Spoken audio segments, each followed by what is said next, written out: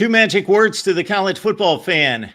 Game week. How about that? Finally, the longest offseason in sports comes to a crashing halt in Vegas. And how about these three letters? USC and LSU. That's not bad either. That's six. What do you guys letters. think? Appreciate you all being here, the voice of college football. This is our USC show that we present to you each and every Monday at 10 Eastern, 7 where it counts on the West Coast. Matt Zemek and Tim Prangley from Trojan's Wire. And of course, Matt Moscona is going to join us. Should I put this on, guys? What do y'all think? Yes, throw that up there. Should I wear that for the show? The F stands for fun. The F stands for fun. Oh, yeah, of course. Hey, man, that'll give you some perspective, guys. People here still have exposed nerve endings from 2003, man. That's a storyline that still plays down here. We figured, yes. Great to have you, Matt. Good to see you. Yeah, it's my pleasure, guys. Thanks for the invite. Great to be back on the show. Matt, you let us know before we started to record that you've got way too much going on, and that's starting to be represented by your banner here. You're giving me way too much to type into these banners. I didn't even see it. You could add Locked on LSU on there as well. That'd be good, Mark, if you could fit anything else. Locked on LSU. And before we get rolling on this matchup, LouisianaSports.net. I know you're proud of this venture. It's a really good initiative. What's that all about? Yeah, thank you. So just very quickly, the company that I work for in Baton Rouge, Guarantee Media, it's a locally owned company coming up on its 100th birthday, radio group with 4 stations. We've done very well in the audio space, but 7 years ago, huge capital investment into a video studio to build out our YouTube and our video product. And sort of the last frontier was the written word. So since last October, so I guess what's that? I don't know, the last 8 to 10 months of my life have been building out LouisianaSports.net, hiring a great staff. And we launched just a little more than a week ago. So we're live at LouisianaSports.net, LSU, Saints, SEC coverage. So those are the pillars we started with and looking forward to building, man. But we're very, very proud of it. So thanks for the opportunity. Absolutely. USC fans, this is the time to check it out. LouisianaSports.net, of course, with Monday coming fast, or Sunday. I keep getting that screwed up. Sunday is, of course, the game.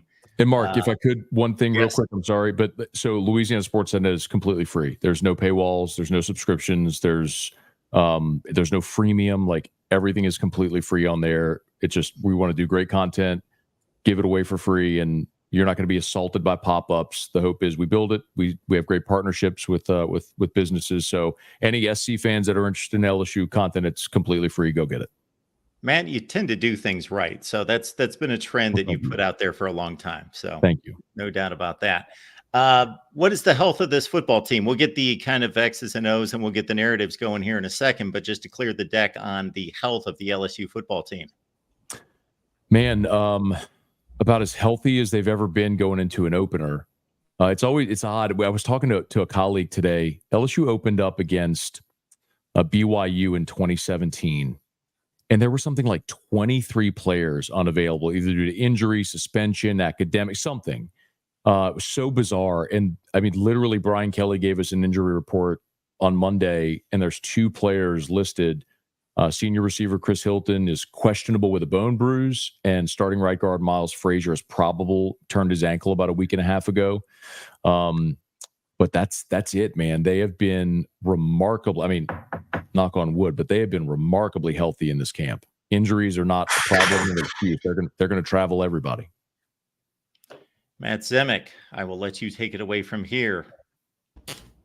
You know, Matt, there was an illness that apparently went through the LSU locker room a couple weeks ago. And obviously, you know, that's well before the game. So like that has run its course, at least presumably. And, you know, my inkling is it's not going to matter. But guys are trying to develop their fitness base. They're trying to develop their stamina. Is there a sense that illness interrupted kind of the process for the guys that were affected? Just how do you think that the team is for all the guys who were affected by that gastrointestinal bug? Yeah, I think it's a fair question, Matt. Honestly, I mean, we've all had the runs and the throw up for a time. I mean, you drink You drink some electrolytes, and in a couple of days you're good. Especially when you're 19, 20. Look, I would tell you if I think it was I genuinely don't think that's a problem. Brian Kelly had what he called his climatization process this year, so when they would practice, they would start indoors and then so they had an indoor-outdoor practice every day, and they would gradually increase the time outdoors. So, for example, maybe the first time outdoors, they were outdoors for 30 minutes, and then it was 40 minutes and 45, then an hour 15. So every day they would increase the amount of time they spent outside and decrease the time indoors. So, I mean, the fact that the game's played, indoors in Vegas, I think all of that is inconsequential. They really are a healthy team. Now, we've talked about it before, guys. There's talent issues on the team. There's a whole new defensive staff. There's a lot of questions, but I don't think fitness, health, any of that is an issue that LSU's facing. I think they're about as good as you could hope for a week one. Matt, how you doing? Good to see you again. My pleasure. I was curious about. So I'm really looking at the defense, and Blake Baker. Is it fair to assess the defense as maybe like a high risk, high reward kind of thing? Really an attacking defense. And then I think last time we were here, we were talking about the I guess lack of either a veteran outside presence or a proven outside presence in the secondary. Yes. You've been at practice. What have you seen? So we're scarred at SC from all these huge chunk plays and explosive plays we saw over the last couple of years. Are you seeing any of that, or do you see this defense, playing effectively? So, Tim, I know the last time I was here, I kind of told you all that the LSU and SC were like that Spider-Man meme, where they're like pointing at each other. I mean, these two teams are seriously what you're feeling. LSU fans are feeling the exact same, like positive and negative.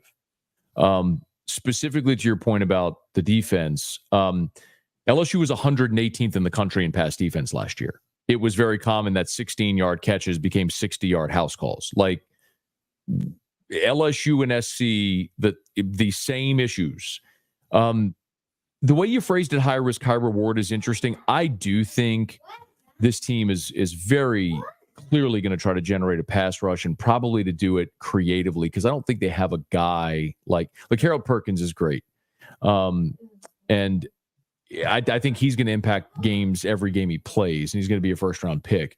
But there's no guy like, if y'all remember Arden Key or guys like Barkevius Mingo at LSU in the past that were double-digit sack guys where you could just say, hey, put your hand in the dirt and go get them. And the other team just didn't have a guy that could block them. That doesn't exist here. So I think they get creative in the way they bring pressure. But I don't know that I would say higher risk, higher reward, because what they've tried to do very clearly is simplify to prevent the chunk play. They'll give up the 16-yard catch. They just can't let the 16-yard catch become a 60-yard house call. So you'll see them almost stripped down to be so basic in the secondary to prevent those big plays, and from there try to build on top of that base to get a little creative. But you can play fast and free and physical when you're not out of position, when you know where you're supposed to be. And that's, I think, conceptually how Blake Baker is addressing this here in his first season taking over this defense. Yeah, the pointing continues. Because that's been a theme out of SC. It really is. Like, I think if I'm looking at the two teams, I think SC probably has more talent in the secondary. I still don't know that SC's defensive backs can line up man for man with LSU's receivers. And I think that the inverse is also true. It's really going to be fascinating to see how, D'Anton Lynn and Blake Baker, how they approach this, because I think both offenses are going to have a lot of success. Let me piggyback on what you and Tim were talking about, and in terms of how LSU gets a pass rush, but also, as you were alluding to, how the secondary chooses to defend USC. Making sure not to give up the chunk play. I mean, that opens up a definite avenue for Lincoln Riley with Miller Moss in the first quarter. Establish those 7, 8, 12-yard, short, medium possession passes. I got to think that at some point, and remember, if you watch the Holiday Bowl, Miller Moss threw some passes that Louisville jumped, some short passes. And so Miller Moss, telegraphing a ball, or at least like going right to his first read, that's an area where opponents can get turnovers, maybe even pick sixes. So obviously you don't want to get beaten over the top. Like that's absolutely true. That's sound football. Certainly in week one, like you don't want to get, homered to death. But they're also, I would think, in film study of USC's offense, hey, there might be a chance for Miller Moss to lock onto a guy and you can jump a short route. So how do you think LSU tries to balance, don't play safe, but this is Miller Moss. He's not a proven guy the way Caleb Williams is. There's going to be a chance to really get in some passing lanes there. Yeah, I think this is just a guess, Matt. I think, again, it's just my opinion. I think they're going to try to pressure him early to see if they can make him uncomfortable. Because look, as much as I know SC fans are excited about Miller Moss and LSU fans are excited about Garrett Nussmeier. Again, going back to the same thing, these are both guys that are fourth-year guys, class of 21. They were high 4-stars. They waited their turn behind Heisman winners. They got their chance in the bowl game, both threw for nearly 400 yards. Like, it's so similar. And I think the way that LSU is going to approach it is they're going to try to get creative, bring some different looks and pressures to see if they can get him off his spot and force him into some mistakes. We'll see if they can do that. If not, then they probably drop and play coverage. And then the question is, okay, well, if LSU drops and plays coverage, is the front seven good enough to line up, win one-on-ones, and stop the run? And as you alluded to, sort of that short intermediate passing game. And that's a big question, guys, because on the defensive front, I mean, everybody knows Harold Perkins, and I think LSU's defensive ends are good. Not just good by comparison, but they're good players. They're veteran players. I don't need to run through all the names, but they're deep and talented there. And I think they're, again, I'm not telling you there's an All-American there, but I'm telling you there's good players that can play at this level and look like SEC ends. But on the interior, man, they've got guys that are 22 and 23 years old, but guys that have just not played a lot of football and haven't been very productive players. So, what happens if SC decides, okay, well, if you're going to give me a 6-man box and you line and run it, can LSU stop the run? And I don't have a great answer to that question. I think that is a giant mystery that a year ago was an absolute abomination. And I think LSU worked very hard this offseason, replacing its staff and trying to fortify the interior of its defensive line. They had a fifth and a sixth-year, two sixth-year senior defensive tackles out of the transfer portal. They added a 5-star freshman in Don McKinley, who we may see in this ball game. But I mean, that is a giant mystery, guys. I mean, you can tell, like, I'm apprehensive because I think both offenses are going to have a lot of success in this game, and it's going to come down to which defense can find the key stop here or there. I find it hard to believe, guys, that we're looking at a low 20s game. I mean, I just don't know that that's in the cards. And it's not to say both defenses won't be improved, because I think they will. I think Danton Lynn is a really good defensive coordinator, and they'll simplify and make them good. And I think the same with Blake Baker. I just think they both have real, sincere challenges with the offenses that they drew in week one. I mean, I don't care if it's not Caleb Williams, it's still Lincoln Riley. And everywhere he's been, his offenses go. So I just think it's going to be a really fun game that will probably, both teams will probably, when the season ends, we'll look back at that first week and go, okay, that was the outlier. That was the exception, not the rule. Our defense was much better than in that game, and it was just a matter that they ran up against a really good offense in week one. I mean, I think that the key to this game, and I wrote about it, was the fact that we need to get pressure. And the big story coming for LSU, all the USC fans talk about your guys' offensive line.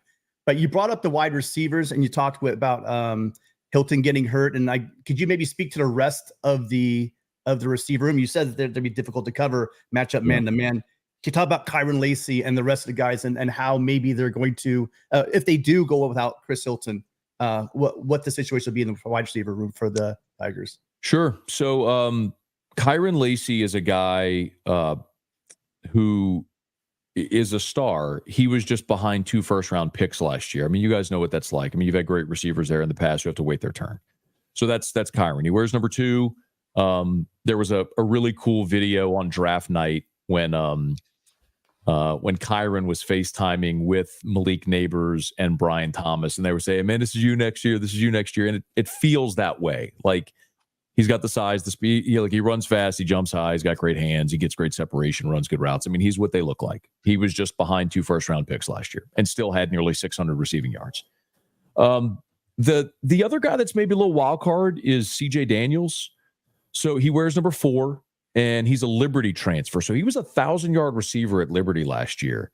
And I think my question when they added him was, would it translate from the G5, to the SEC level? And he's a big, thick, put together kid. I mean, I think Daniels is, I'd say Lacey is going to be the guy, the number 1, the alpha. I think Daniels is going to be Nussmeier's security blanket. It's 3rd and 4, and you need the 8-yard completion over the middle. He's going to CJ Daniels because he's going to catch it every time. Hilton is interesting, guys, because I think Hilton's the game breaker. He's the guy that kind of is the Brian Thomas of this year. And I don't know if you remember this, but Malik Neighbors had almost 90 catches for 1,700 yards. But Brian Thomas led the country in receiving touchdowns last year. He was just the big dude that nobody could run with downfield. And when Jaden took his shots, he went to Brian Thomas. And I think that's Chris Hilton in this offense. So if he's not there, that is a significant weapon off the field if he's not there or limited. But guys, I mean, LSU is never going to be short on receiving options. I mean, I could run through other names. I mean, Aaron Anderson was a 5-star. Shelton Sampson was a 5-star. Xavion Thomas is a transfer who was Mississippi State's leading receiver last year. They got guys. Like they got guys, and they're gonna sling it around. But I do think if you're looking for one guy that potentially could take over the game, it's Kyron Lacey, wears number 2, and he's next, right? If you look in that Jamar Chase, Justin Jefferson, Malik, Brian, like that who's next? Well, Kyron Lacey would be next. You guys got that. Watch number 2. Watch number 2. If Kyron Lacey struggles this year, Tim, like that, I would.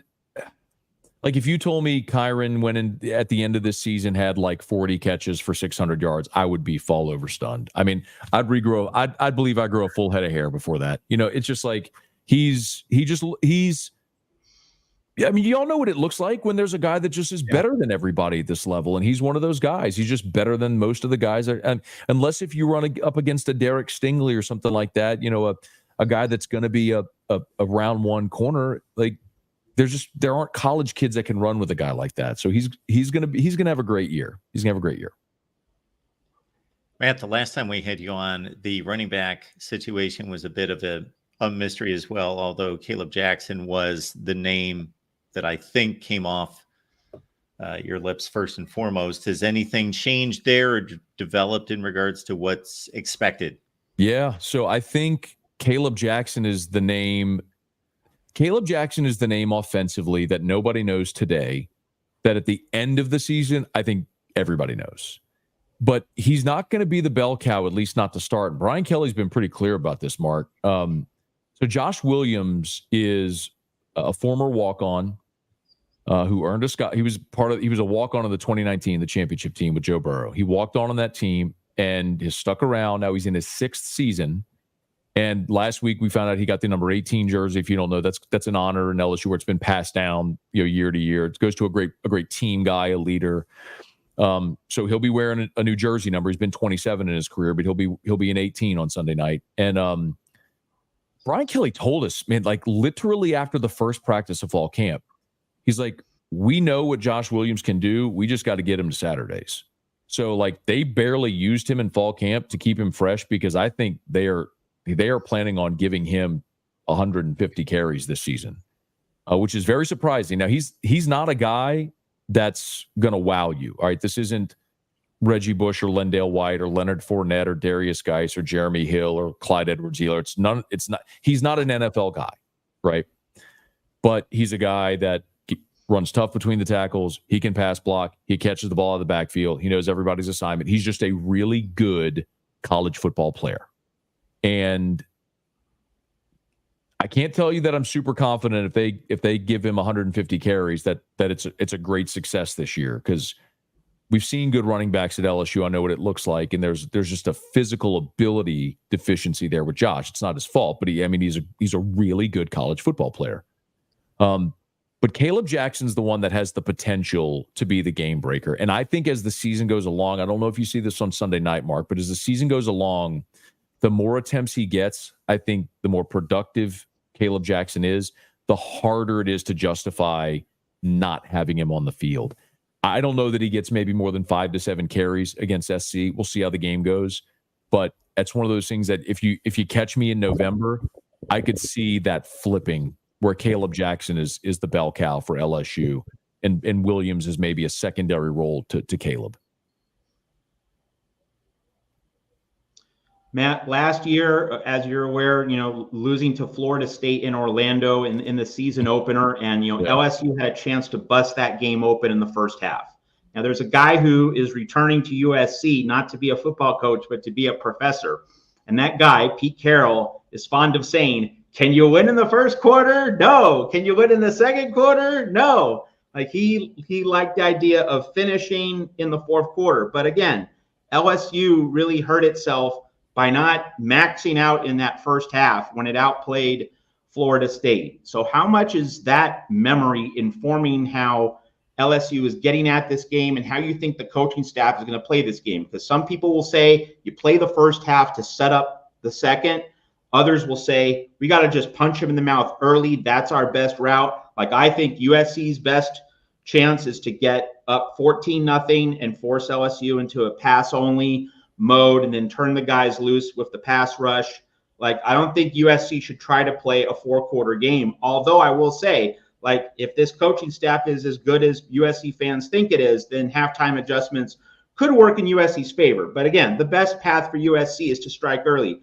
How's LSU thinking about this? Is it also get that big early lead, get that first jab, or do you think that with the uncertainties on the roster, it's in LSU's best interest to create a 4-quarter game, test USC's endurance, test USC's ability to play consistent defense in perhaps a more ball control-oriented game, the kind of game that we saw Florida State and Georgia Tech play in the season opener? How do you think the LSU staff is approaching this game? How do you think Brian Kelly and his brain trust want to get at USC on Sunday?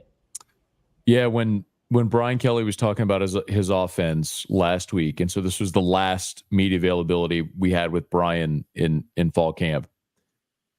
I'm paraphrasing a bit, but he said, we're going to do the things we do well. We're going to run the football. We're going to take our shots, and we're going to get the ball to our players in space. But he led with running the football.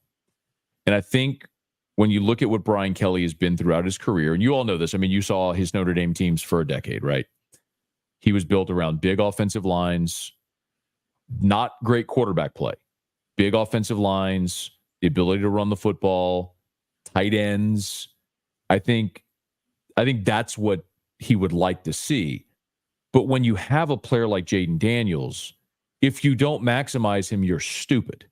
I mean, so they played to Jaden's strengths, and they led the country in total and scoring offense last year, and he won a Heisman Trophy, and he was incredible.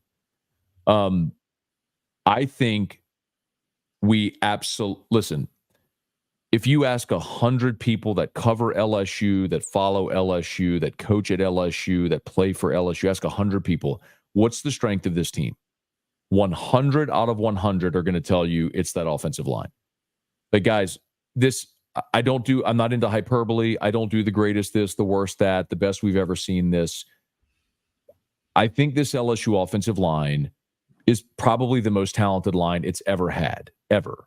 Ooh. I mean, LSU has not had a first-round draft pick on the offensive line since Alan Faneca in 1998. That's how long it's been. They've had good lines.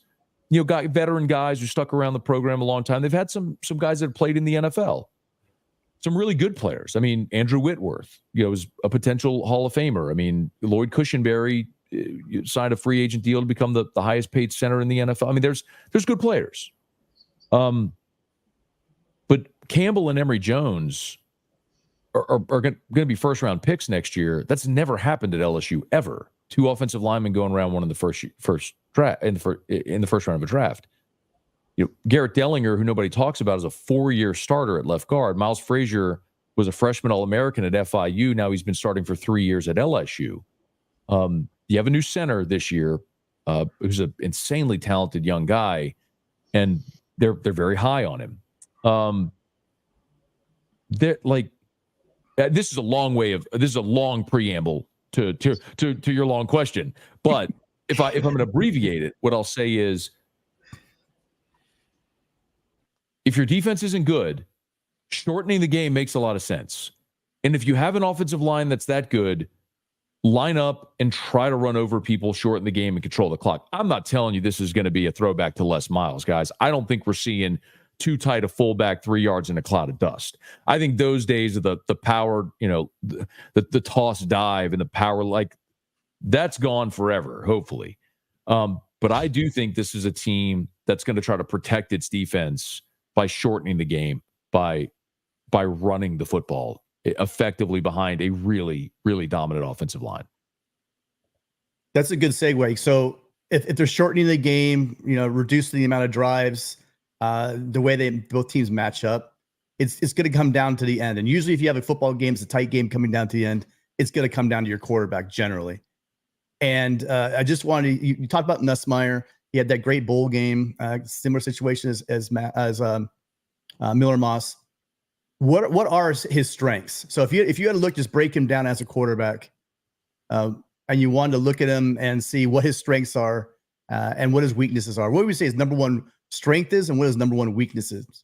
The weakness is easier to list than the number one strength. The weakness is decision making, because he will be careless with the football. He has been in his career. Let me say it that way. And Brian Kelly's used this analogy all offseason where he said it wasn't his car. He's used like a rental car analogy to say, when Garrett was in the game, that you were up big or whatever, and it didn't really matter. He was trying to force something or make a play. Now, like, it's his car. It's his offense, and he's going to take care of it. That's fine to say at SEC Media Days in July. It's different to see it in September in Las Vegas, Allegiant Stadium, when USC's on the other side of the field. So we all need to see that. Like, I need to see that manifest to really believe it. The strengths are everything else. He's 6'2", 200 pounds. He's got the size. He can make every NFL throw. He's the son of a coach. He's got a high football IQ. He's got great confidence, borderline athletic arrogance, which I think is really good for a quarterback when you believe you're the best guy out there. I mean, guys, he checks all those boxes. Same as Miller Moss. They're very similar in that respect. We just have to see what Garrett looks like over 4 quarters and a 12-game season. It's just the unknown of that. And if he can protect the football, then I think they could be a really good offense. But where LSU will get in trouble is if you see SC come on a rush and Garrett backpedals, and then all of a sudden now he's rolling out and he throws across his body back to the middle of the field. That's where you can see Garrett get in trouble. Guys, I'll give you an example. So we get unprecedented access, man. It's none that I've ever seen. Like, Kelly lets us watch full practices. We watch scrimmages. We watch full team periods. And they were running a 2-minute drill, 11 on 11, full tackle. And Nussmeier just boom, boom, boom, 4 plays. They go from their own 30 to the plus 31, and in 4 plays, just right down the field. And then the defense brings a safety blitz, and Nuss starts backpedaling and rolling right. And he tried to fire it toward the sideline, maybe a throwaway, but he just didn't get it all the way out of bounds. And a cornerback sort of ranged over, made the interception, toe tap, and that's a turnover. We saw another drive earlier in camp when, same thing, boom, boom, boom, right down the field. They get inside the 10-yard line. There's pressure, coverage. He's tapping the football, and instead of just throwing it out the back of the end zone, he tried to force it in a tight window, and the route got jumped, and Ashton Stamps came up with an interception. Those are the types of plays that if Garrett Nussmeier can say, all right, I'm throw through the back of the end zone, live to play another down, I think this offense will be really good. But where they will hit speed bumps is if he does not protect the football. And guys, I just have to see it to believe it. Mammoth's going to ESPN Radio, Baton Rouge, New Orleans, throughout Louisiana. And of course, it's LouisianaSports.net is the new venture you got to check out.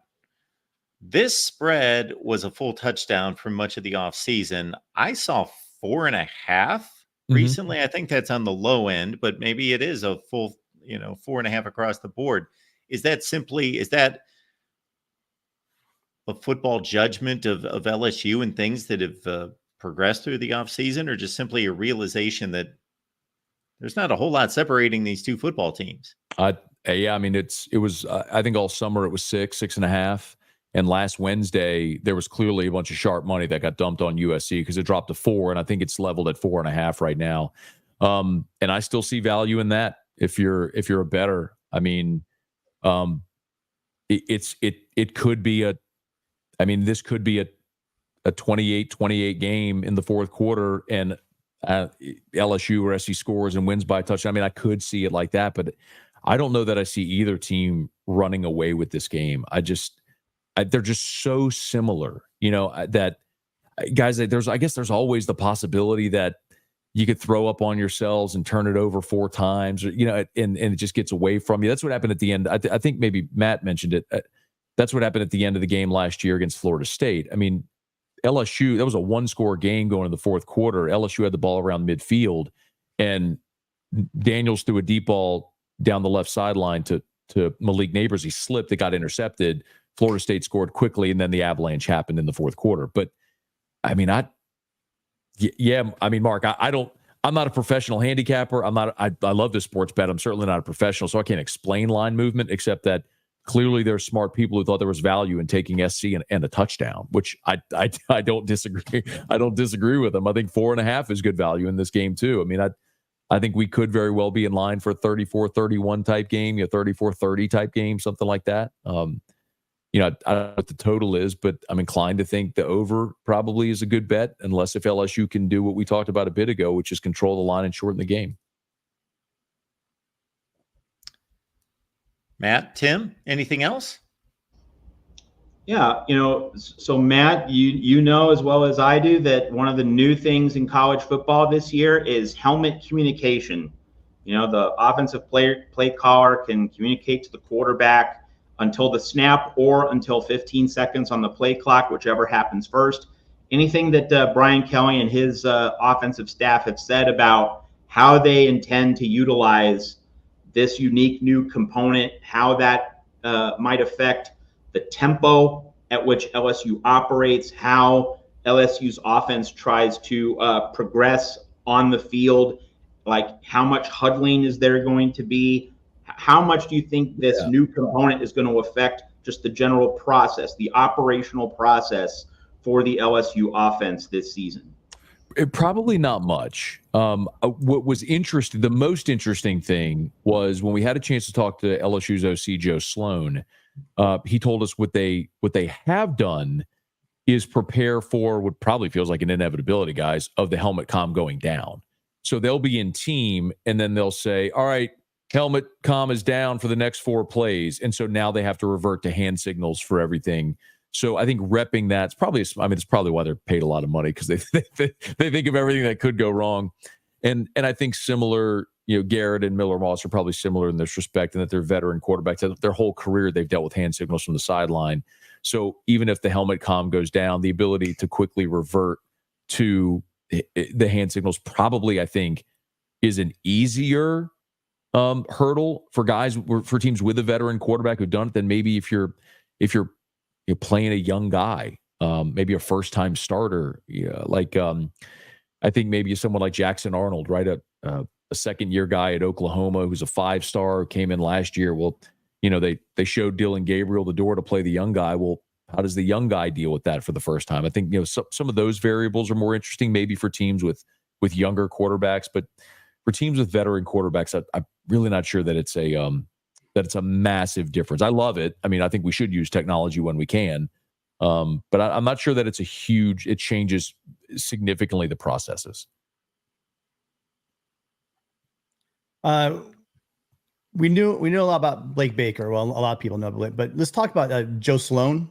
Would you say it's fair to give a lot of the credit for the offense last year, development of Daniels, on Joe Sloan? And what do you see the major differences in the offense this year compared to having Mike Denbrock in charge of the offense. Yeah, so Sloan was the quarterback's coach and absolutely deserves credit for, I think, developing Jaden, for his accuracy. When he got on campus, the big knock on Jaden Daniels was accuracy. And boy, did he fix that. So I think Joe deserves a lot of credit. For the offense as a whole, that was Mike Denbrock. Mike is he was a Broyles finalist last year and deserved every bit of credit and accolade he's got. Just a smart guy who knows how to sequence a game, who's called so many games, and knows how to rely on what his team does well. I think Mike Denbrock was just fantastic last year, and that's a significant loss. I think it was a huge gain for Notre Dame and a significant loss for LSU. But Joe kind of reminds me of maybe what Lincoln Riley was at East Carolina. A guy young, not as young. Joe's 40. I think Joe's 40. Lincoln was what was he, guys? 32 33 when Bob Stoops hired him. I mean, he was somewhere like that. I mean, he was early 30s when Bob Stoops hired him. And I think it's comparable. It's a guy that's called plays, is young, is more of a modern offense. I call it my native language theory. It's guys that came up that this is the only offensive language they speak is the RPO, the 7-on-7, the hurry up, no huddle. Joe's going to be just fine. The differences we see in the offense, I don't think necessarily are differences between Mike Denbrock and Joe Sloan. I think the differences in the offense are the differences of not having a quarterback capable of running for 1,100 yards and 8 yards a carry. I think that's the biggest difference we'll see in the offense. Which I still can't get over. I've seen those numbers a zillion times, and I still can't get over him taking on that offense to that extreme. It's crazy. History is going to be kind to Jaden Daniels. The further removed we get and the more we look back at what he did last year, people are going to go, he ran for what? He threw what? It was incredible to watch it unfold last year. I mean, 40 touchdowns and 4 interceptions. Just it was silly. He was something to see. Take the average LSU defense from the last 20 years, put it on this team of 2023, and then let them go 11-1 or whatever it would have been. And then everybody's watching Jaden Daniels in November.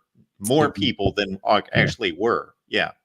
It will be a forever what if. You had one of the all-time college football seasons by a quarterback, and you had literally guys, we talked about it last time, it was statistically the worst defense in LSU history. I mean, even what Mark, you just said, take the average of the defenses of the last decade, and that's a college football playoff team. Yeah. Or take like the 5th worst LSU defense of the last 20 years, maybe. I'd have to think of what that was, but whatever that. Probably 2009, and it would probably play. Yeah. Great stuff. Matt Moscona, ESPN Radio, Baton Rouge, New Orleans, all through Louisiana. After further review, so that's Matt's show Monday through Friday. It's 4 to 7 Eastern, 3 to 6 Central. Best way people can find your daily show. We're on YouTube. So if you want to stream audio, you can. 104.5 ESPN. We have a mobile app. You can stream audio, or you can watch us on YouTube. Just search 104.5 ESPN Baton Rouge. Our full 10 hours a day of local content is streamed there. So easy to find us, YouTube or podcast or our mobile app. If you're just joining us, folks, LouisianaSports.net. What's that? Well, check it out. It's a great venture by Matt that just hit the scene here recently that he has poured his heart and soul into. And I know Matt well enough to know if that's the case, then it's worth checking out for sure. Matt, enjoy the trip. Enjoy the game. Appreciate you being here, man. Guys, LSU hasn't won an opener since Joe Burrow in 2019. I hope I enjoy the game, Mark. Damn it, I deserve to enjoy this game after the last 4 years. I hope y'all have a great time, but you have a miserable time at the game. I need this more than LSU needs this. I need to exercise that Pac-12 championship game at Allegiant Stadium, so I'm there for my own sort of seance or resurrection of spirit or whatever it's going to be, because I hope to see you there. Great job as always, Matt. Thank you so much. Yeah, Tim, I had money on SC in that game too, so I'd like a little payback for that one. Thanks, Matt. All right, guys. Appreciate it, man. Thank you. Great stuff, Matt Moscona. And this is going to bring us right into another LSU media member as soon as we get to this. GT, welcome to the Big Ten USC and GL this season.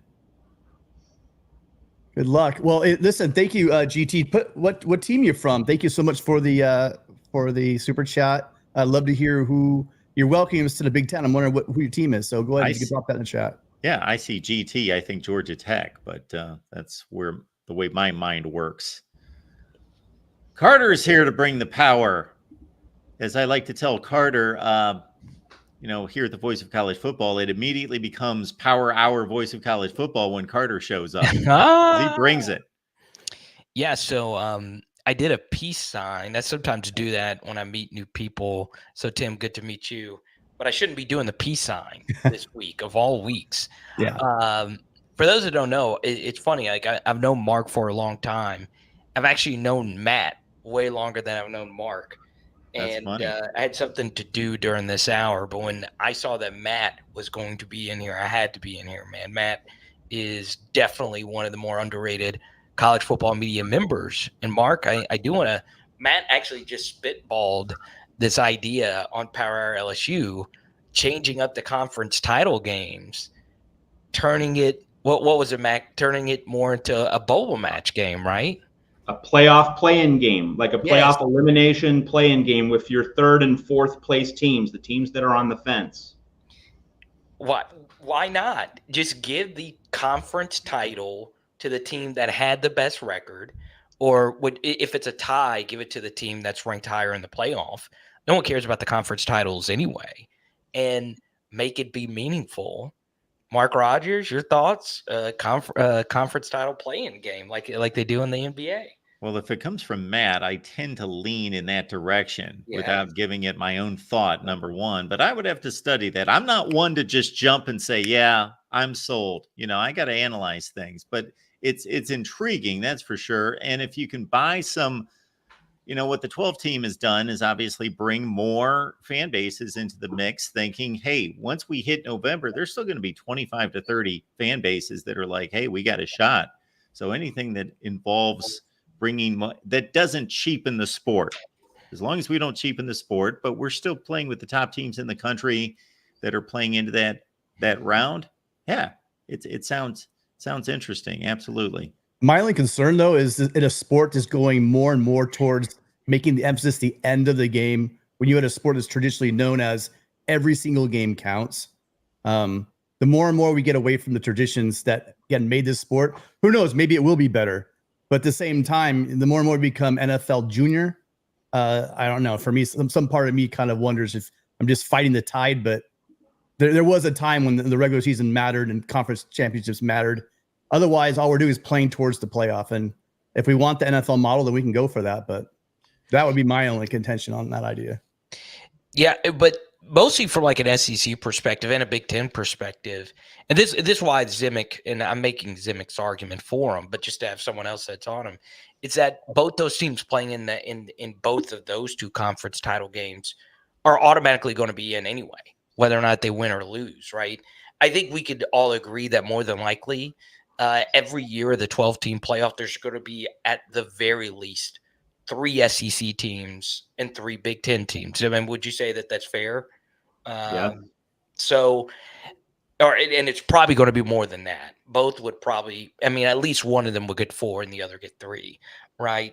That's why like Zimick's idea is grown on. I used to think like you, Tim. I was like, well, that doesn't really make sense, but I would love it. And what makes it a little bit more interesting to me is, and to going back to the LSU USC game, Mark, a mutual friend of ours, Peter Burns, tweeted out that LSU needs to beat USC to make the playoff. I think that's what he said. To correct me if I'm wrong on that, I'd have to go back and look at the tweet.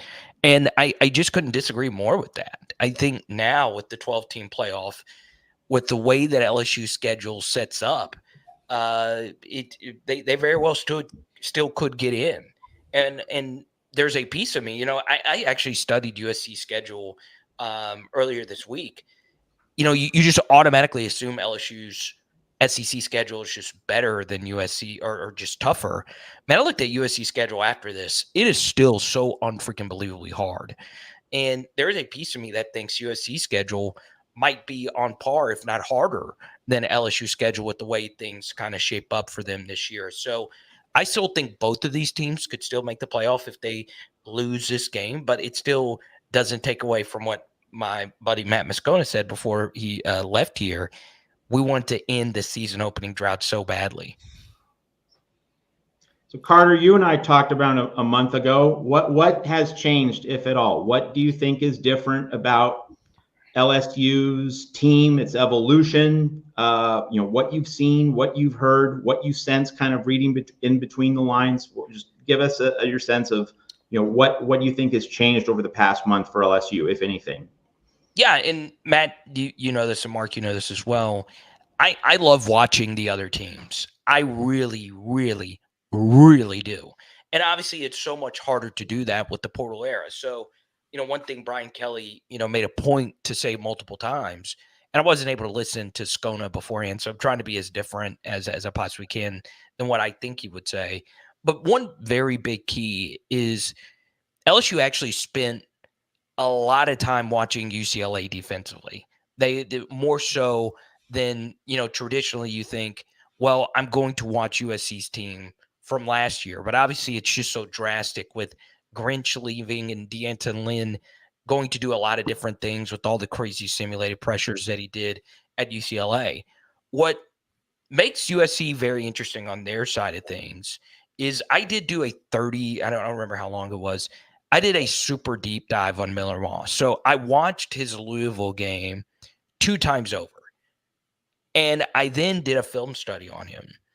And I was blown the freak away. And I remember watching this Louisville game and not being as blown away as I was when I was rewatching him. And what I do when I do these film studies is I try my best to count how many truly special plays that you would think an NFL starter would make. And I found 4 plays that he made in that game that were on that level. Like really high level, difficult, like there's nothing you can really do about it type of throws. And that is so hard to do in your very first start. I don't care if you had a gazillion million minutes to prepare. You still got to go out there and execute those types of throws. And that concerns me on the LSU defensive side of things. The one thing, Matt, from the last time, you were on my channel and the last time I actually talked to Mark, which was, roughly a week ago, is there is a growing belief in the LSU defense. They did start having better days at practice in the LSU offense. They did start gaining confidence in what should be a youthful mixed with experience secondary. And one big signifier was giving Harold Perkins a number 7 uniform. LSU already had a number 7 on the roster with Will Campbell, the offensive lineman, but they went on ahead and gave Harold Perkins that number 7 because they truly believe he's going to be special. So while personally Miller Moss has grown for me, the confidence in the LSU defense, not only from the coaches and the players, has also grown since the last time I talked to you.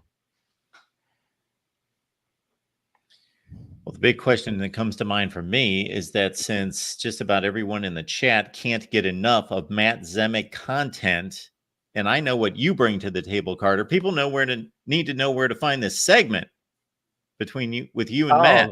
Yeah, a few weeks ago, you can just look for it. It was on a Wednesday. I don't even remember. I do so many live shows. But Matt's been my favorite guest for a very long time, along with you, Mark. You're just an absolute killer guest. I really love Matt's outside the box thinking. I really do.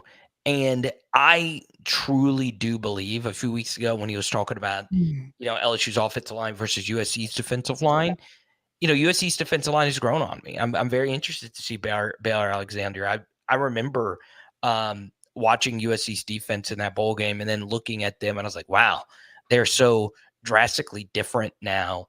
And one thing, Mark, before I leave here, I am really, really high on some of the DB transfers.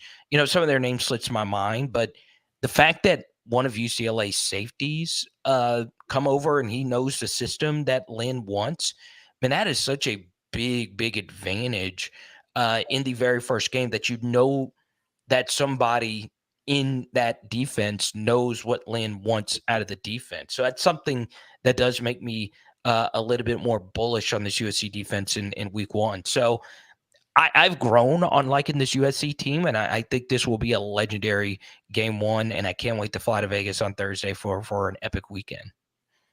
Tim, Matt, anything for Carter before we let him? I think we covered it all. Yeah, man. Well, best of luck to you, Tim.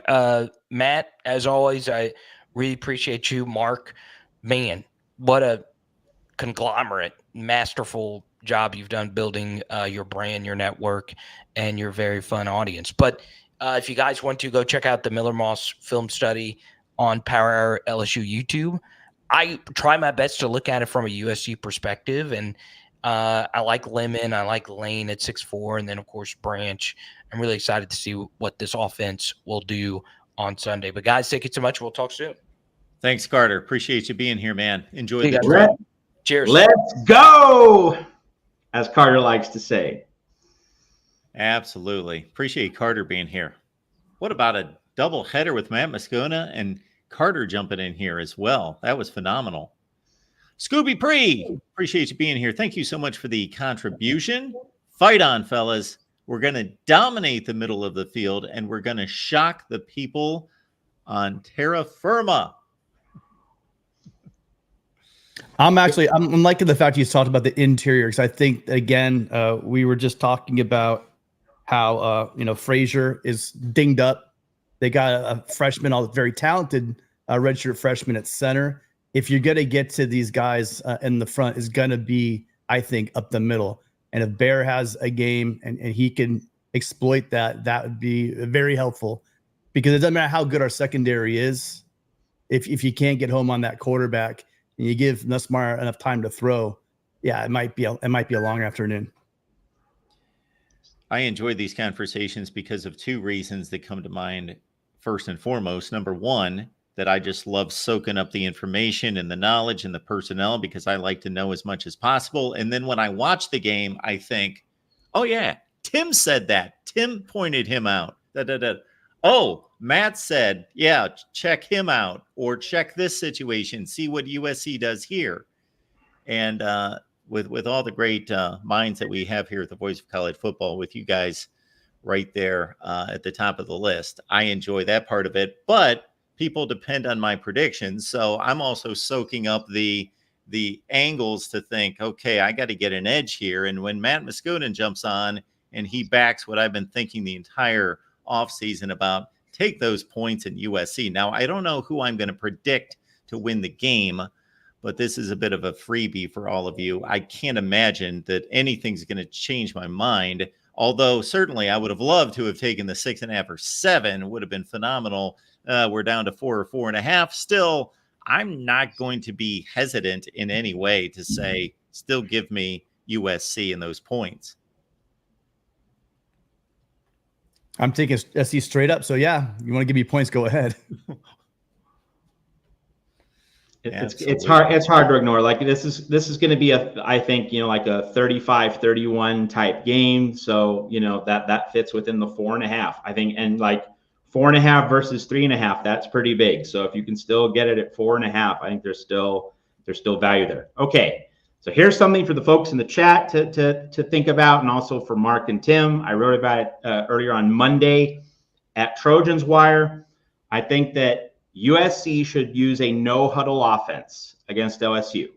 Now, before everyone gets into a furor, like this isn't USC and we need to run the ball and we need to pound the rock and everything, it's not a fast tempo scramble no-huddle, all right? It's not run to the line and snap the ball and just get into a 1990 Loyola Marymount track meet. No, it's not that kind of no huddle.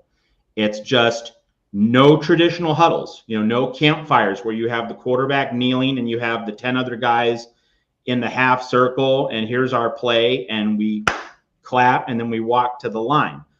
There should be no traditional huddles. It should be that play's over and then everyone just goes to the line of scrimmage and Miller Moss gets to the line of scrimmage under center. And I say this because with the helmet communication element, with Lincoln Riley, like it is important in my mind for Lincoln Riley and any other offense first head coach, any coach who calls plays, any guy who really invests in the success of his offense is kind of the centerpiece of his program. We need to get to the line with 25 seconds on the play clock, and we need to use those precious 10 seconds with my quarterback evaluating the defense and looking at what's there. Make sure those 10 seconds get maximized. Now, whether the ball gets snapped at 15 seconds or whether we then allow the play clock to go down, that might depend on the game situation, whether USC needs to bleed clock. But certainly in the first half, you're not worried about running too much clock. You want to get Miller Moss in the best position to execute the play, to make the right defensive read, to have everything in order. So instead of Moss being in a huddle, he should just be walking to the line and just looking at the defense from 25 on the play clock down to 16, and then the communication gets cut at 15 if the ball hasn't been snapped yet. I think it's important for USC to maximize those 10 seconds before every play, and that will put Miller Moss in position to succeed. Now, in addition to the helmet communication angle, there are other natural things that could play to USC's advantage if you don't huddle traditionally. One is you're operating in such a way that the defense is having to think more quickly on its feet. You might get LSU on its heels a little bit. And also with just getting to the line and surveying the scene, you're getting Miller Moss in less of a thinking mode and more of a observation mode. Like there's less dead time for Miller Moss to think about the previous play, to kind of absorb the anxiety, the tension of the moment. It's just read the defense, and Lincoln Riley can get into that kind of rhythm in those 10 seconds from 25 to 15 on the play clock. So that is kind of the framework in which I say USC should not be huddling. I'm not saying go a million miles an hour. I'm just saying Miller Moss should be lining up under center right after the previous play so that he's studying the defense all the time, and his eyes are forward and they have a play ready to go, and Miller can make the read, he can make the audible. That's the structure in which I say USC should not be huddling against LSU. Gentlemen? I'm just, Matt, that sounds like a great idea. I can't wait to see how Lincoln attacks. I think this might be one of the more imaginative. I think we're going to go back to some power run. I really do. I would not be shocked to see USC really come out, really run heavy. I don't know why. It's totally reversal of what I said before, where I wanted to just throw it and jump out to a big lead. But I'm really beginning to think that maybe the way to do this thing is to test, just like they're going to test us. See if these upgraded, gigantic interior offensive linemen we have, let's see what they can do. Let's see what they can do and get those athletic guys on the outside pulling, our guards and our tackles pulling, and seeing what we can do on the ground, because we really do have some great backs. And so, however they attack, again, I think Matt said it best. Whatever we do see, it's going to be something special. We have something special. And Lincoln Riley, giving him an entire offseason to prepare for our defense, I think is going to be something fun to watch. So that's what I'm picking USC to win. I am picking it to win because of USC's offensive play calling. That's how I think we win this game. So when people think no huddle, they think fast paced. So you cleared the air on that one, Matt. And they also think passing, like, since you're no huddle, you have to pass. Well, obviously you don't have to pass just because you're in the no huddle, but it gives that vibe that, well, we're on the attack, so we're passing. But that's not necessarily the case either. You are just making a case for the approach and putting Miller Moss himself individually in the best possible position to perform well. Absolutely. And also to perhaps, give the offensive line as well, again, less thinking, more instinctual play. I think you get more of that if you're just lining up and you're looking at the defense, and there's less dead time between plays. You're getting into a mode of, all right, whatever the previous play was, whether it was good or bad, forget about it. On to the next play. Get your blinders on. I think it can also have that effect. Because USC's offensive line, it could be great. I certainly hope it's great. But if it's not, then this kind of approach gets guys out of that overthinking mode, which can be negative, and it just pushes them right to the next play, and that could be a positive because you're not dwelling on any failures. You're just focusing on what's next. It's funny that Tim brings that up about a first game showdown for Lincoln Riley, but I don't think there's much of a history, whether it be at Oklahoma or USC, in terms of playing a big time opponent where we would see, okay, maybe history has shown that he's got an edge over somebody else because he's been able to plan and scheme for the entire offseason. But the likes of Houston, Missouri State, Tulane, when they weren't, I'm not talking about the Cotton Bowl, I'm talking about a narrow escape for Oklahoma. And then at USC, who did they play last year to open the season? San Jose State. Yeah, San Jose State. Yeah, I guess it's less about the opponent or history and more about the best play caller scheme in the country. Really is what my point is based on. Oh, I agree. I'm not disagreeing with your point. I'm just trying to go to history to try to confirm it. And it's a sound point. I just can't go to history to say, yeah, look at this, look at this, look at this, look at this. So that doesn't mean it's not a good point and it's not valid. I always try to figure out, okay, do we have a track record to show us and to confirm that? And it's neither a positive nor a negative track record. It's just they've played cupcakes in week one during Lincoln Riley's tenure, both at USC and Oklahoma.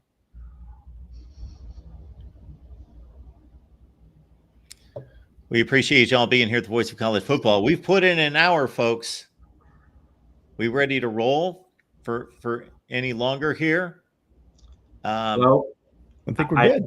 I think we're good. Yeah, it's just the way it worked out that with the solid hour of LSU contributors, yeah. Yeah, that works because you're going to get these two on Thursday, correct? Are we kicking in on the Thursday right here in week one? Matt, is that correct? Yep, as far as I know. Okay. So, folks, it's been Friday, but we are kicking in with a transition to Thursday in season. Thursday, same time, though, 10 Eastern, 7 p.m. where it counts, 7 Pacific, Thursday night for the call-in show with Matt and with Tim. And then this Monday show is moving to Tuesday, correct? We're doing that as well. Okay. So, yes. So check out Matt and Tim this Thursday night, same time as the Friday call-in show, but Thursday at 7 Pacific. The games, of course, on Sunday. Then we've got games on, Sunday. I'm trying to keep all these games straight. Boston College, Florida State's on Monday. Tuesday, starting next week, we shift to Tuesday in season to spread out the shows as well throughout the week. So this is going to be a Tuesday night show at 7 Pacific throughout the season. And, of course, a USC post-game show. And I don't think we have the exact time for post-game on Sunday, but there will be a USC post-game show. And during the season, I don't think we've made a decision yet in terms of, for late night games, so for Rutgers, for Utah State, not going to have a post game right after because that's in the middle of the night. We'll follow up on the next day, but just stay tuned for updates. I guess that's the best way to put it. Stay tuned for updates in terms of when we're doing our post game show, when the USC game is a daytime kickoff or one of those 4:30 Pacific, early prime time kickoffs as well. Just stay with us for updates, and of course, if you subscribe, then you get the notification, right? So that's really helpful for staying with our post-game shows over the course of the season here at the USC channel at the Voice of College Football. I'll be on the 15 freeway for the post-game show, but we'll catch with everybody at some point on Monday or Tuesday or whatever for a kind of a wrap-up. But I'll be driving home from Vegas. Okay, just stay tuned for updates. Rowdy to Rumble, a.k.a. Alan Maddox. Thank you so much for the super chat. I think USC really needs to use Deuce Robinson in this game. like it's been in cycles for these flavor of the month. And like I said, when you have lots of options and lots of talent, I do think that the one guy that kind of gets lost in the shuffle a little bit is the fact that Deuce Robinson, people don't understand that he's a big receiver, but he can also stretch defenses, and he's a favorite target of Miller Moss. So especially early on, I mean, look for Deuce to have a big game. I do think that he is that special talent. He just has such a huge wingspan, catch radius. He can go and high point the ball, but what people kind of forget about his game is he can also stretch the field. Like one of those long striders. Once he gets going, it's kind of hard, to keep up with him. And depending on who matches up with him, you might see some really nice plays and explosives for him. Janet Cox. Thank you. Gary from Dana Point. There it is. I knew it was a regular, but I didn't remember which regular. Thank you. Yep. So thank you, Gary, coming through again. We really appreciate you, Gary.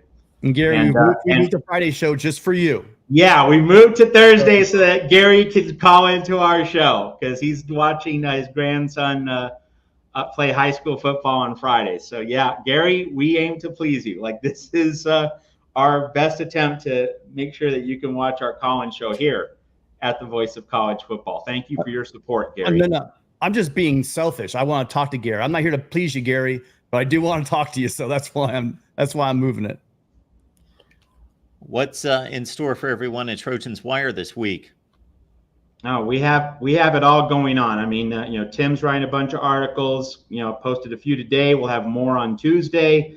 We're doing our Big Ten team predictions for the season. Got that. I have a series of Lincoln Riley, Brent Venables articles. First one up today. There'll be a couple more as the week goes on. Like we're gonna just dive into the meaty game week topics, and of course LSU coverage. And I do invite our friends to look at LSU Wire. There's LSU coverage there at one of our partner College Wire sites. You want to look at LSU Wire. I know that Tim goes to LSU Wire to kind of do a little scouting. See what's going on over there. So do follow LSU Wire as well as Trojans Wire.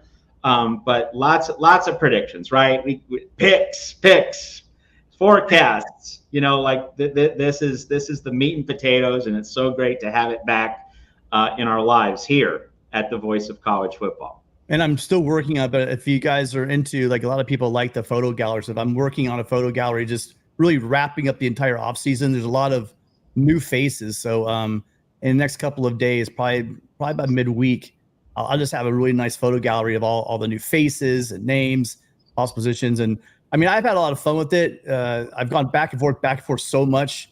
When you're talking about the cornerback position, or even talking about safety positions sometimes, it's been fun to try to flip. And so I did kind of my guesses on starting lineups. So if you want to check that out as well, it is what it is, right? It's predictions preseason, which we know how well preseason polls and predictions usually go. But I just wanted to throw it out there and have some fun, and you might like it, so go check it out. Tim mentioned predictions. Matt mentioned predictions. So as we leave you tonight here at the Voice of College Football, and again, Thursday with these two at 7 p.m. Pacific time, we will leave you with this, and we will see you on Thursday. College football is even more exciting with some action on the line, and the games are even better when you're cashing in. And the Voice of College Football is the place to be to get the greatest value. Let's start with my picks.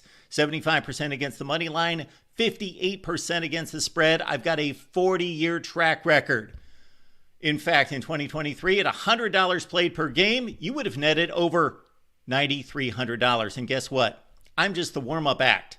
Steve Merrill, our ace in the hole, show stopper from Wager Talk. 6 years with the Voice of College Football, over 30 years in the industry. Steve gives us analysis on all the big games, but you can't miss Steve's weekly under-the-radar pick, which went 21-5 against the spread the last two seasons. I repeat, 21-5 against the spread. You also get picks from some of our top analysts here at the Voice of College Football, including Steve Dace and Matt Zemek. Become a YouTube channel member or Patreon member for just $99 per month. Go to the main channel on YouTube, click join, and select the betting tier. Do the same thing on Patreon. Make 2024 a winner now. Now, somebody I know said that the Georgia Tech offensive line was much better than anyone knew about, that they had a running game that was the best in the ACC, that even though that they had the worst defensive front in the ACC in rush defense last year, that they bulked up with Romello Height from USC and also a Penn State and Miami transfers coming to the defensive front. And DJU being an average marginal quarterback with a whole new set of receivers that he's never worked with, that could be an issue. And the Georgia Tech's got a kicker who went 17 for 19 last year, and he could possibly hit a game winner if the situation presented itself. So Pretty good. I wonder who that guy is. if I could line up every game, I don't promise to do that for every game, but I lined it up fairly well on that one. Yeah, you had your Aaron Judge, Shohei Ohtani moment for sure. Very nice. All right, guys, you're the best. Appreciate you doing this, being here, and making the USC channel what it is. And these two will be back to answer your questions and your calls on Thursday at 7 Pacific. Subscribe so that you get notifications for our USC LSU post-game show and all the other new things we have here at the Voice of College Football.